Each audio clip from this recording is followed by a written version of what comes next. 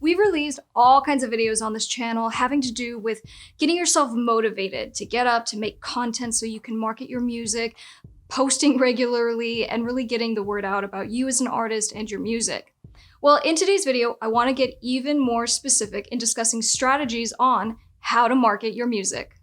Understand that when you put on your marketer hat for your music, that about 80% of your time is going to be dedicated to just researching. And we're going to go through what that actually means and the different steps you're going to follow.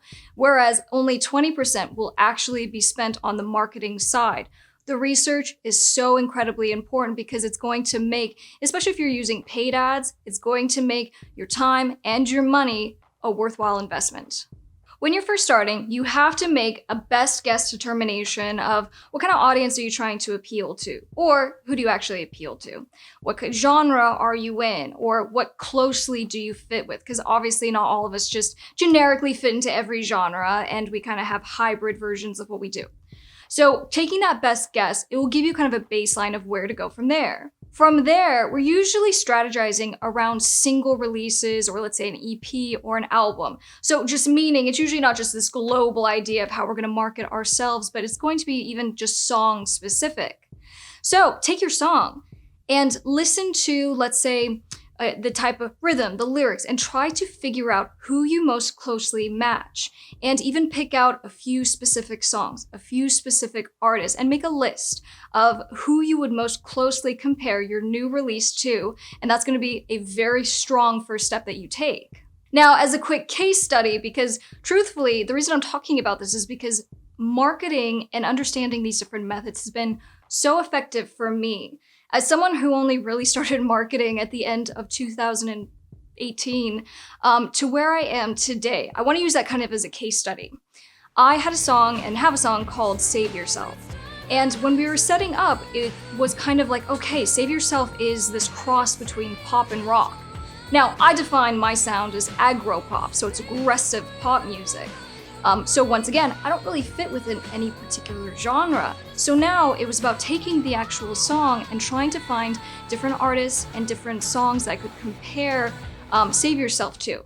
From there, now we're going to set up some different marketing strategies. Each platform is different. What you learn on Facebook and Instagram will not translate over to, let's say, a YouTube ad or a LinkedIn ad. So, of course, there's going to have to be some self-learning that happens. And for me, what I did is I kind of would just binge watch videos on how to set up a Facebook ad, how to set up an Instagram ad. So take kind of what is available for free on YouTube and be regularly self-learning these things.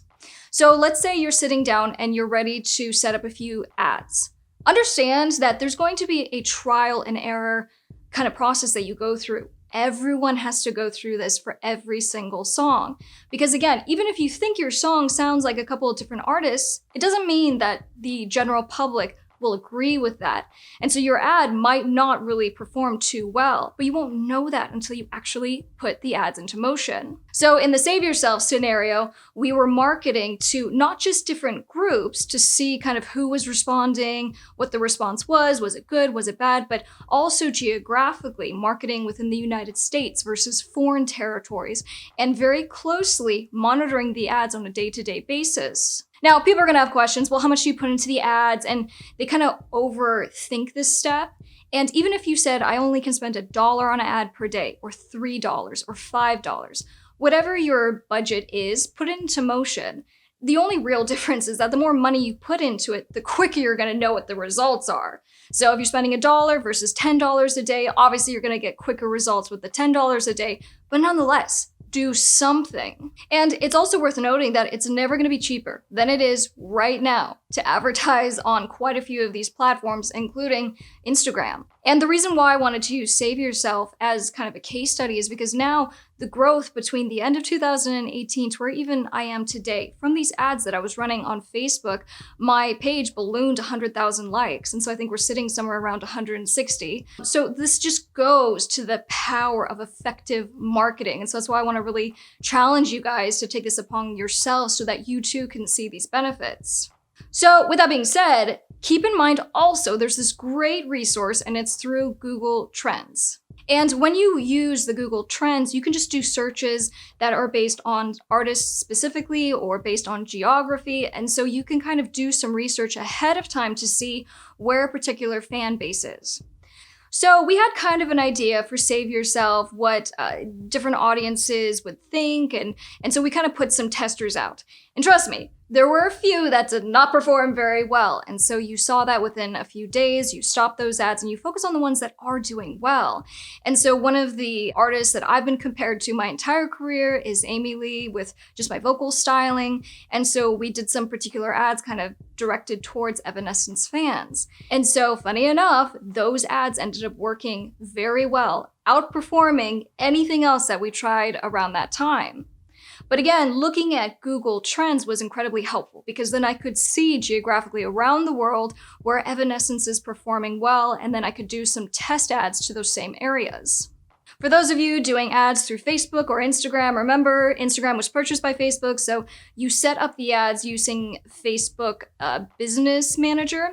And in there, there's also an option for audiences. So you can also look on the millions and millions of users on Facebook, on Instagram, and just to see where your particular audiences are. So I'll be sure to find some videos and link them down in the description below. So you guys, if you want to kind of deep dive on how to do these things, you'll have those resources. Now, remember what I said at the beginning of the video, not all songs are the same, and usually every song is going to be different. So guess what? By the time we were ready to do the next major release, which happened really just a few weeks ago, which was Angels in the Valley, when we're ready to do Angels in the Valley, now, same thing. Market research, 80% of the time, 20% of the time actually implementing. And once again, finding that the ads that worked for Save Yourself were not working for this particular song. And so re-strategizing, trying new audiences. And then once you actually do kind of hit that gold mine of the right audience for your music or your particular song, you scale. When I say scale, what I mean is instead of doing, let's say, the $1 or the $3 a day, now you're actually investing a good amount of money. So maybe you bump up to 10 or 20 or 30, just depending on what your budget allows for. And a pro tip that I want to offer is there's all kinds of services that offer the same kind of thing, but I use a service called LINKFIRE. And LINKFIRE is just one of these platforms that allows you to enter the link for one of your songs on any music platform, and then it generates a nice list of all the places that fans can get your music from.